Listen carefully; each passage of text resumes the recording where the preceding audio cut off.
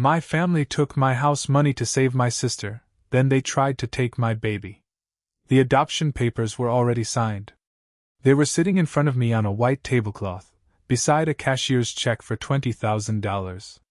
My mother pushed the papers closer. "You are not losing your baby," she said calmly. "You are giving him to family." I looked at my sister. She was crying. My father stared at the floor.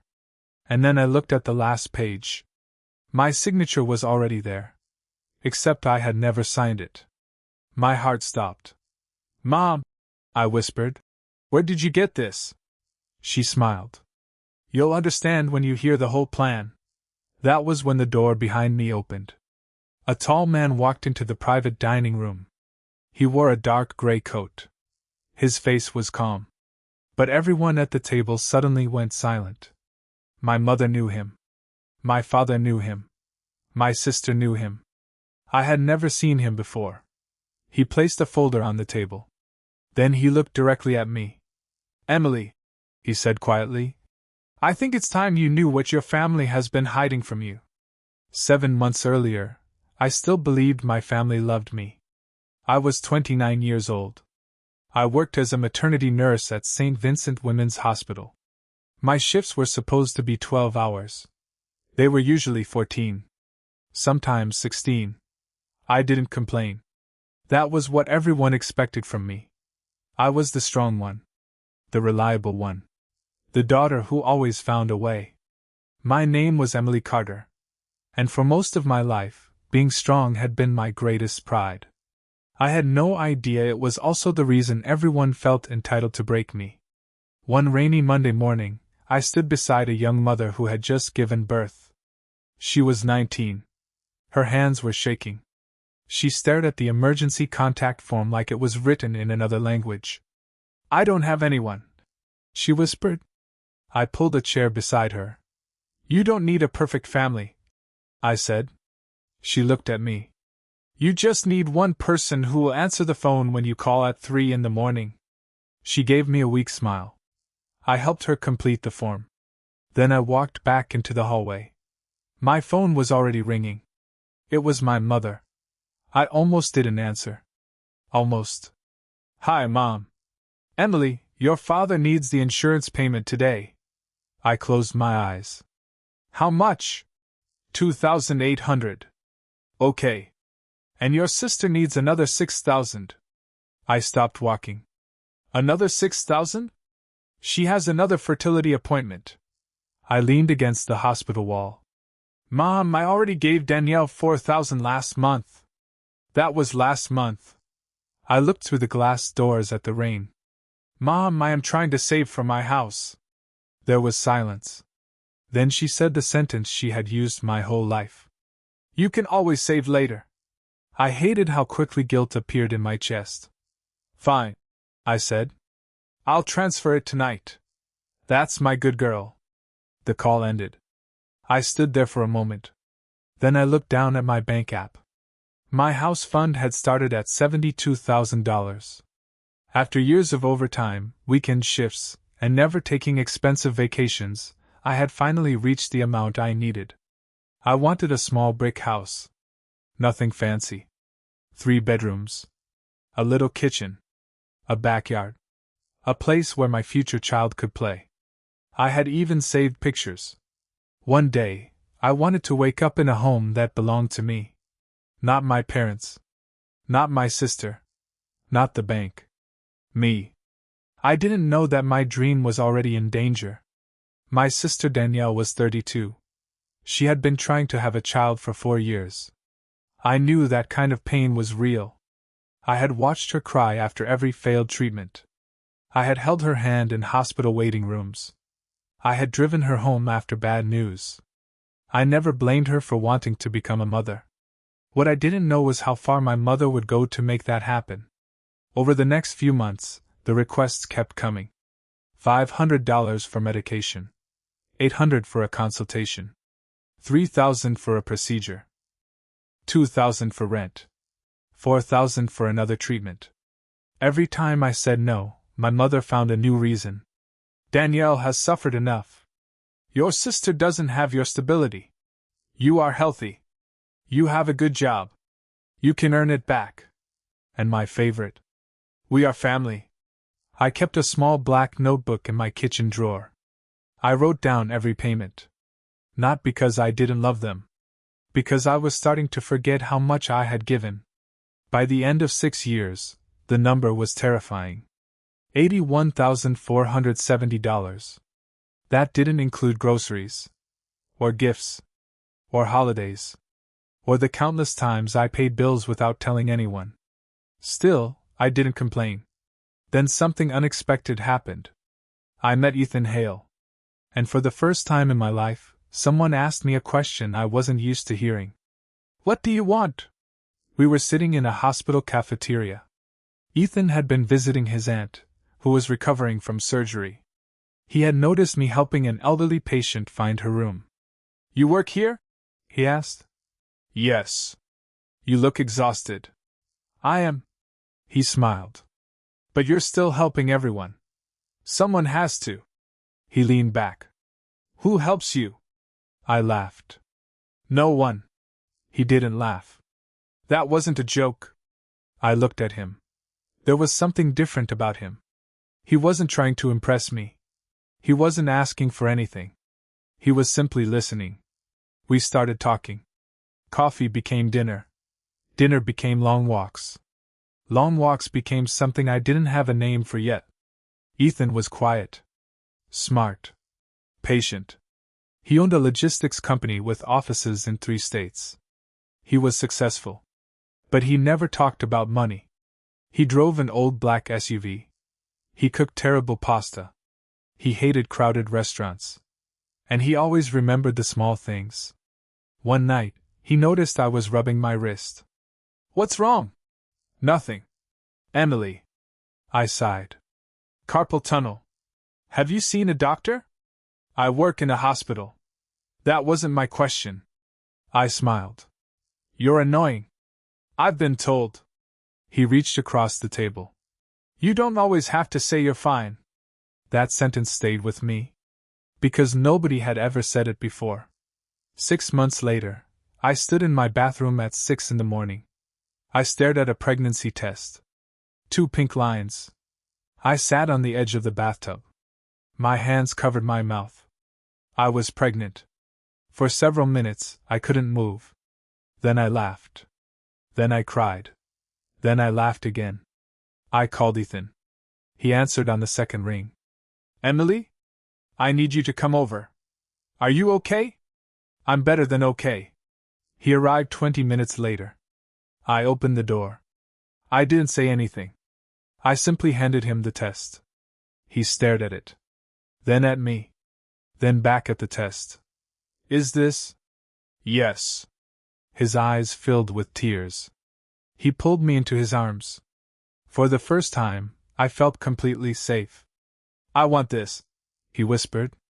So do I. He kissed my forehead. We'll build something beautiful. I believed him.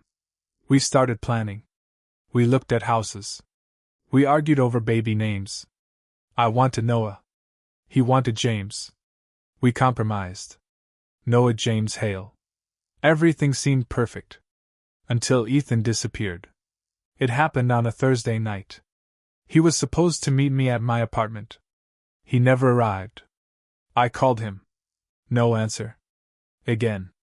No answer. By midnight I was scared. At 2:13 a.m., I received a message.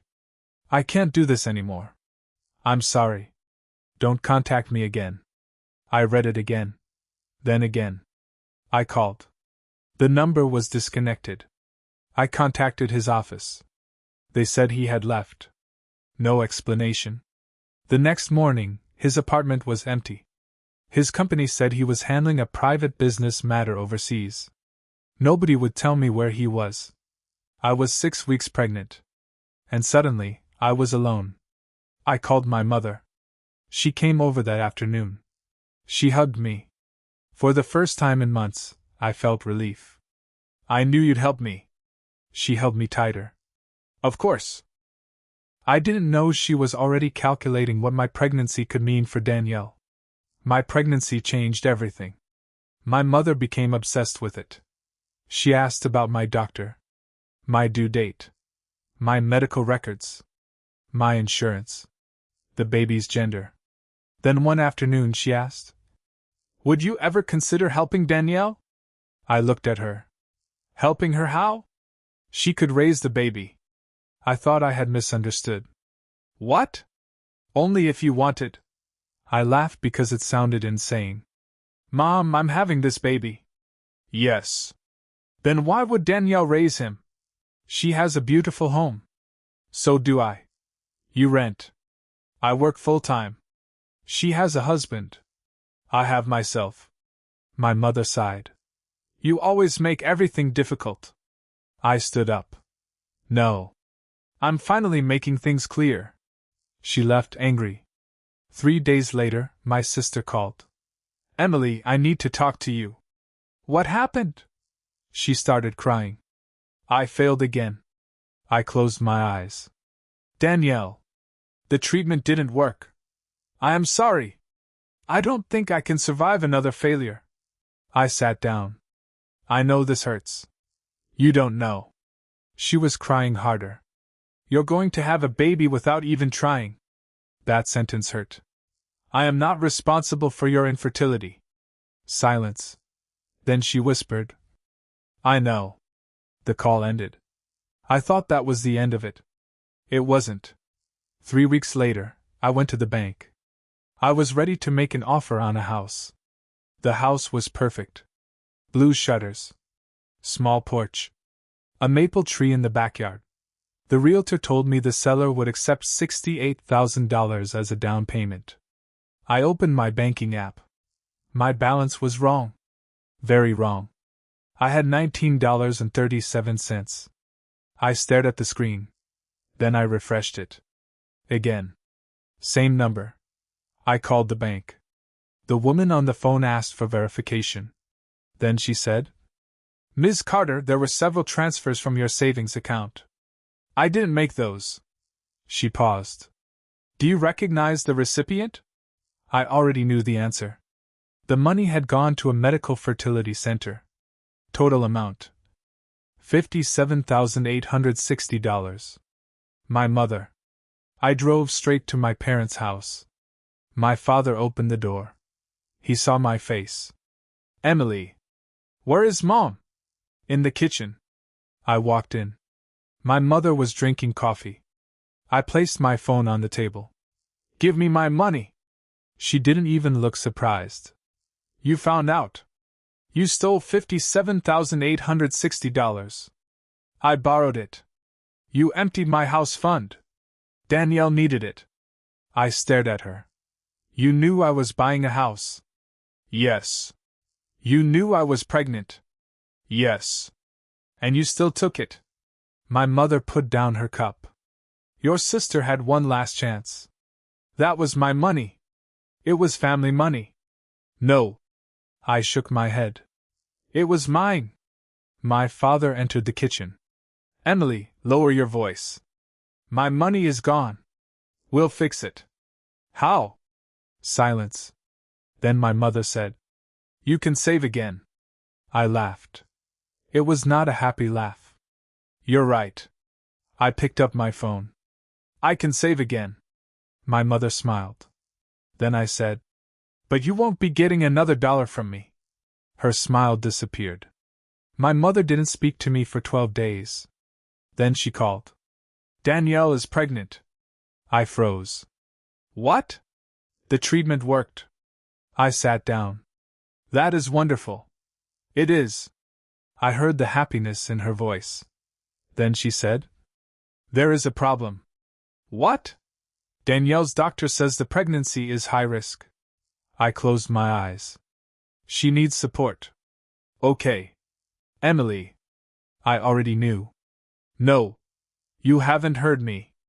I know what you're going to ask. She wants to raise your baby. My stomach tightened. No. Just listen. No. She cannot carry a child. She has her own pregnancy. The doctors aren't sure it will continue. I stood up. My baby is not a backup plan. My mother became cold. You are being selfish. I stared at the wall. I am his mother. And Danielle has suffered for years. That doesn't make my child hers. My mother hung up. That night I called my sister. Did you ask Mom to take my baby? No. Did you tell her you wanted my baby? Danielle was silent. Danielle? I didn't say it. But you didn't stop her. She started crying. I don't know what I'm supposed to do anymore. Neither do I. I hung up. I thought the worst was over. I was wrong. I was 7 months pregnant when someone left an envelope outside my apartment. No return address. Inside was a photograph. It showed Ethan. He was standing outside a courthouse. Alive. Healthy. And beside him was a man I didn't recognize. There was also a note. He didn't leave you. I read it 5 times. Then my phone rang. Unknown number. I answered. Emily Carter? Yes. You don't know me. Who are you? My name is Marcus Hale. My heart stopped. Hale? Ethan's brother. I sat down. Where is Ethan? Marcus was silent. Then he said, Ethan was attacked the night he disappeared. I couldn't breathe. What? He was shot. My hand covered my mouth. He survived. Then why didn't he call me? He was unconscious for 11 days. 11. And when he woke up, he was told you wanted nothing to do with him. I stared at the wall. That isn't true. I know. Who told him? Marcus paused. We don't know yet. Then he added. But we're investigating. I thought about my mother's strange behavior. The stolen money. The pregnancy. The pressure. And suddenly, pieces started moving into place. Marcus, I whispered. Yes? Who knew about my relationship with Ethan? Your family. My blood went cold. 2 weeks later, my mother invited me to dinner. She said she wanted peace. I agreed. I should have known better. The restaurant was expensive. Private room. No windows. My mother sat beside my father. Danielle sat across from me. Her husband, Ryan, sat beside her. I looked around. This doesn't feel like a family dinner. My mother smiled. We want to help you. A folder appeared on the table. I opened it. Adoption papers. Guardianship documents. A check for $20,000. I looked at Danielle. What is this? She was crying. My mother answered. We want you to let Danielle raise your son. I pushed the papers away. No. You haven't heard the plan. I don't need to. You will still see him. He is not a dog you can visit. My mother slammed her hand on the table. Your life is unstable. I stared at her. You stole my savings.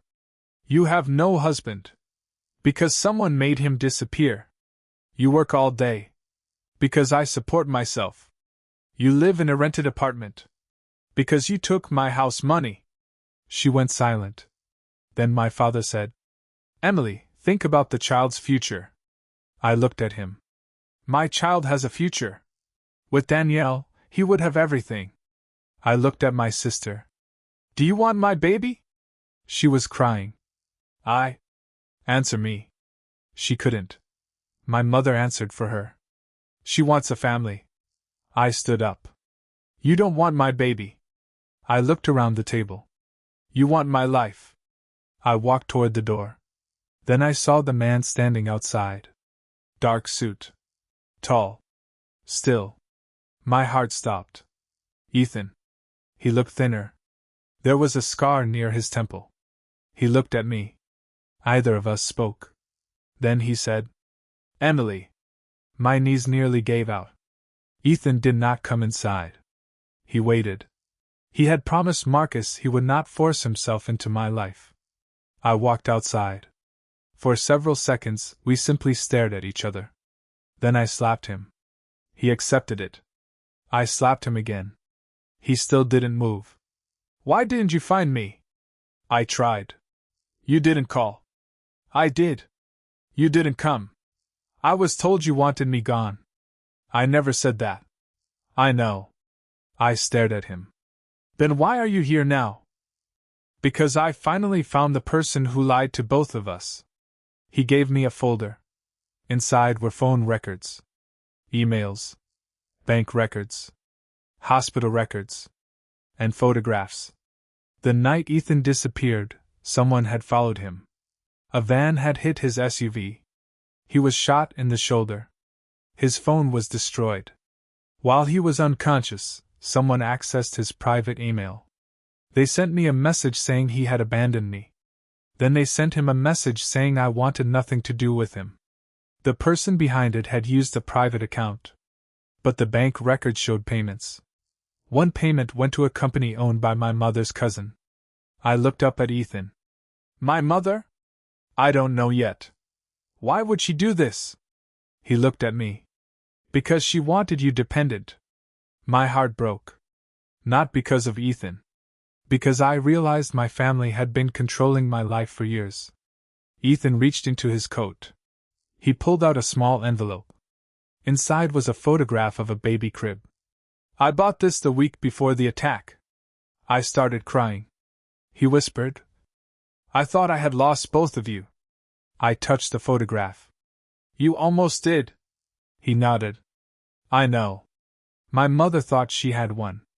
She believed I was isolated, pregnant, broke, without Ethan. She believed I had nowhere to go. She was wrong. I hired an attorney. I froze my remaining accounts. I changed my passwords.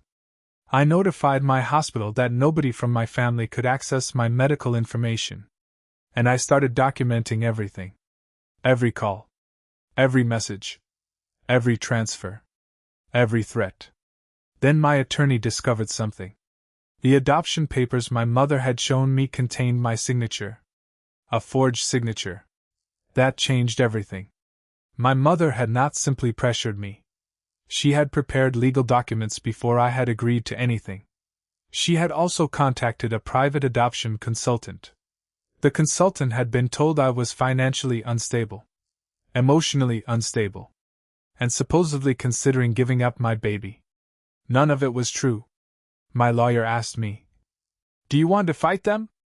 I looked at my pregnancy photos on the wall. Yes. How far? All the way.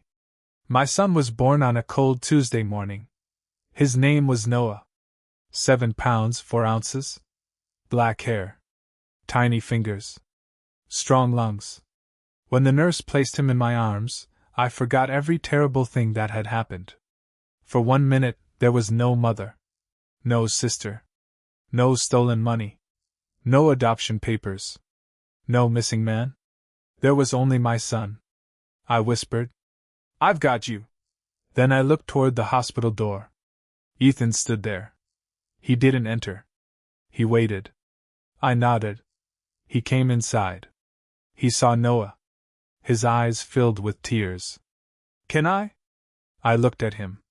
Then at my son. Yes. Ethan held Noah carefully. His hands shook. He's beautiful. He is. Ethan looked at me. So are you. I laughed through my tears. I haven't slept in 30 hours. You're still beautiful. For the first time in months, I felt hope. But hope didn't last long. Because 2 weeks after Noah was born, my mother filed for emergency guardianship. She claimed I was unfit. Her evidence? My small apartment. My hospital shifts. My missing savings. And a statement saying I had suffered emotional instability after Ethan disappeared. She had created the story herself. And now she wanted a judge to believe it. The courtroom was packed. My mother sat behind her lawyer. Danielle sat beside her. My father looked sick. Ethan sat behind me. My lawyer stood. The judge asked, Ms. Carter, why do you believe your mother is seeking guardianship? I looked at my family. Then I told the truth. She wants my son because my sister cannot accept that she may never have a child. Danielle started crying. My mother shook her head. The judge asked, Do you have evidence? My lawyer opened a folder. Bank transfers, medical records, the forged adoption papers, emails, messages, photographs. Then she placed the most important document on the table. A bank record showing that my mother had paid the adoption consultant. The same day she had transferred money from my account. The judge looked at my mother. "Did you authorize this payment?" My mother said nothing. The judge asked again. "Mrs. Carter?" Finally she whispered. "Yes." My father lowered his head. Danielle started sobbing. The judge looked at me. "Do you have stable housing?" "Yes." "Employment?" "Yes." "Child care?" "Yes." "Support system?" I looked at Ethan. Then at my lawyer. Then at my friend Clara, who had worked beside me at the hospital for 7 years. "Yes." My mother laughed bitterly. "You're alone." I looked at her. "No." Then I pointed toward my son. "I have myself." The judge ruled in my favor. Full custody. No unsupervised contact from my family. And an investigation into the forged documents. My mother walked out of the courtroom without looking at me. But the story wasn't finished. The investigation uncovered more than I expected. My mother had been taking money from me for years. Some went to Danielle's treatments. Some went to my father's debts. But some went somewhere else. A private investment account. In my mother's name. She had been saving money. My money. She had planned to use it to buy a house for Danielle. The house had already been selected. I stared at the documents. She was going to buy my sister a house with my money? My lawyer nodded. That was the moment something inside me finally broke. Not anger. Not sadness. Something quieter. I stopped wanting an apology. I wanted distance. Danielle eventually admitted she knew about some of the money. She said she didn't know how much, but she knew enough. I was desperate, she told me. I looked at her. I know. I didn't think Mom would take everything. But she did, Danielle cried. I'm sorry. I believed her. But forgiveness wasn't the same as trust. I told her. I hope you heal. She nodded. But Noah is not the answer to your pain. She covered her face. I know. It was the first honest thing she had said in months. Ethan had his own problems. His company had been attacked from inside. Someone had helped the people who ambushed him. He discovered that one of his senior executives had been working with a rival company. That person had also helped block his communication with me. Ethan fired him. Then he went to the police. He handed over everything. He didn't try to hide his mistakes. He told me the truth about his business. I built my company because my father was a criminal, he said. I looked at him. What? My father made money through illegal businesses. Did you? I made mistakes. Are you still involved? No.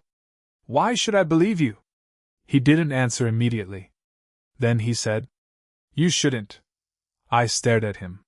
He continued, Don't believe me because I asked you to. Watch what I do. So I did. I watched. He didn't send expensive gifts. He didn't buy me a house. He didn't threaten my mother. He didn't try to control me. He showed up. He went to Noah's doctor appointments. He learned how to change diapers. He came to my apartment at 3 in the morning when Noah had a fever. He once spent 20 minutes trying to assemble a baby swing. It was upside down. I laughed. He looked offended. I manage 3 companies. You can't assemble a baby swing. The instructions are terrible. They have pictures. I don't trust the pictures. I laughed again. It felt good. Normal. Safe. Danielle's marriage collapsed. Ryan finally admitted he had known about the adoption plan. He said he thought it was the only way to save their family. Danielle told him. No. You wanted a baby. I wanted my baby. He stared at her.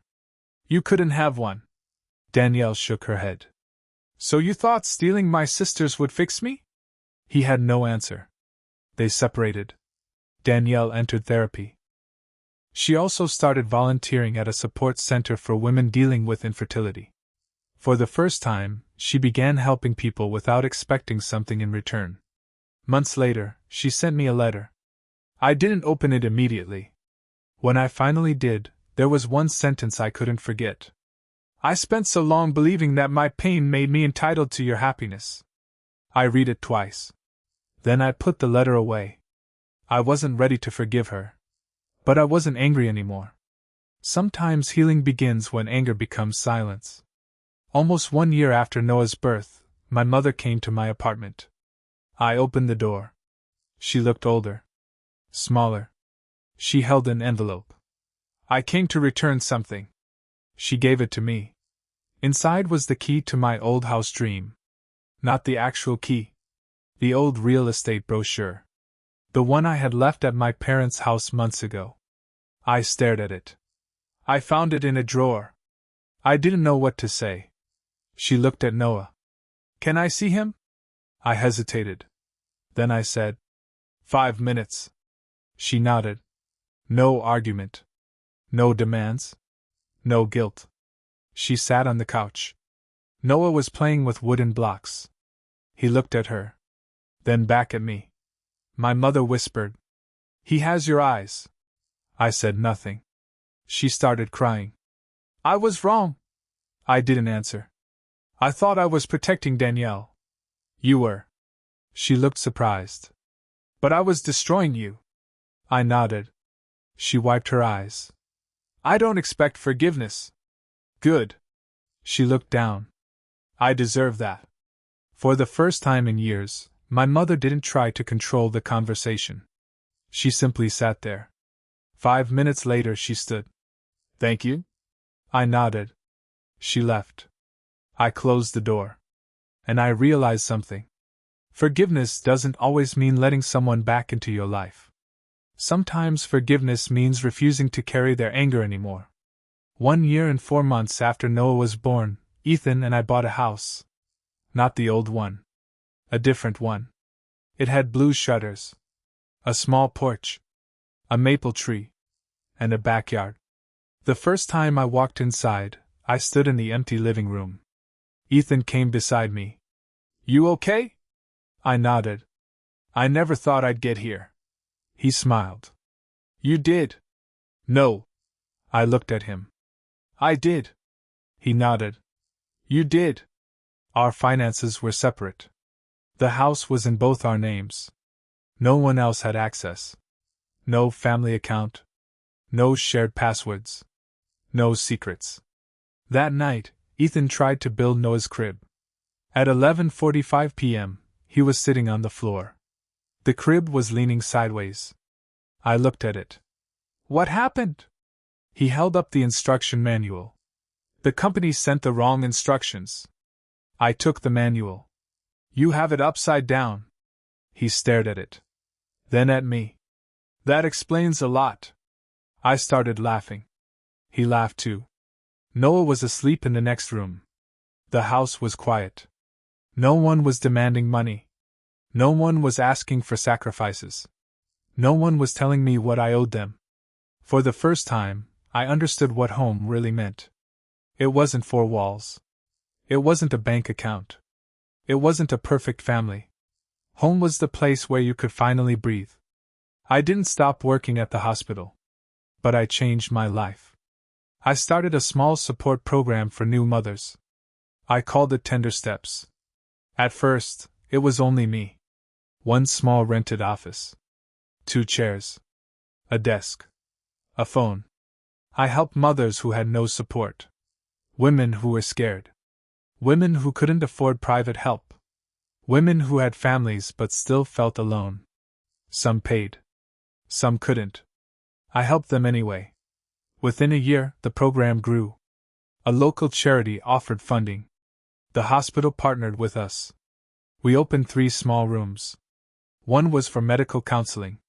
1 was for child care. 1 was simply a quiet room. A mother could sit there and cry. No questions. No judgment. On the wall, I put 1 sentence. You don't have to disappear to prove that you love your family. I knew what that meant. Because I had almost disappeared. 2 years after everything began, I received a letter. My mother wanted to meet. I agreed. We met at a small cafe. She looked nervous. I have paid everything back. I nodded. I know. I sold the house. I know. I completed counseling. I know. She looked at me. How do you know all this? Because I don't trust easily anymore. She smiled sadly. You shouldn't. We sat in silence. Then she said, Can I ask one question? Yes. Do you hate me? I thought about it. No. Her eyes filled with tears. I thought I did. She nodded. What changed? I got tired. She looked at me. Tired of hating you. My mother wiped her face. I wish I could change everything. You can't. I know. But you can change what happens next. She nodded. Do you think one day Noah can know me? I looked through the window. Noah can know whoever you become. She understood. But not whoever you were. She nodded. That was our agreement. Supervised visits. No money. No secrets. No manipulation. No demands. She accepted every condition. That was how trust began again. Not with a hug. With a boundary. Years later, I found the black notebook. The one where I had written every dollar I had given my family. I opened it. Page after page. $500. $2,000. $7,000. $10,000. At the final page, I wrote one last sentence. I survived the years when everyone needed me. Now I will build a life where I am allowed to need people too. I closed the notebook. Noah was 8 by then. He was in the backyard with Ethan. They were trying to build a treehouse. It was crooked. Very crooked. Ethan looked at me from the ladder. Your son thinks I don't know what I'm doing. Noah shouted. You don't. I laughed. You're both right. Ethan shook his head. This family has no respect for my skills. Noah laughed. I stood on the porch.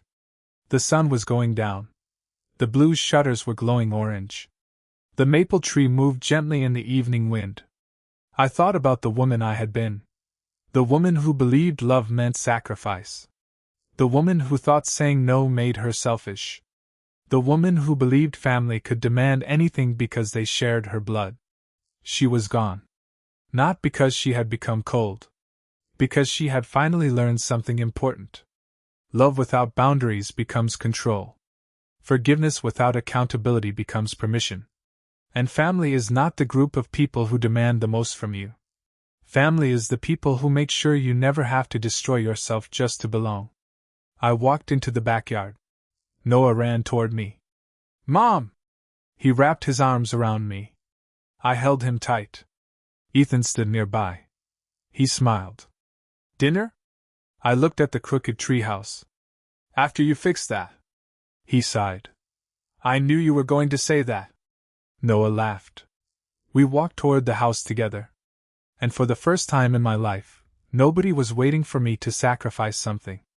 Nobody was keeping a list of what I owed. Nobody was deciding what my future should look like. I had built that future myself. And the key was finally in my hand.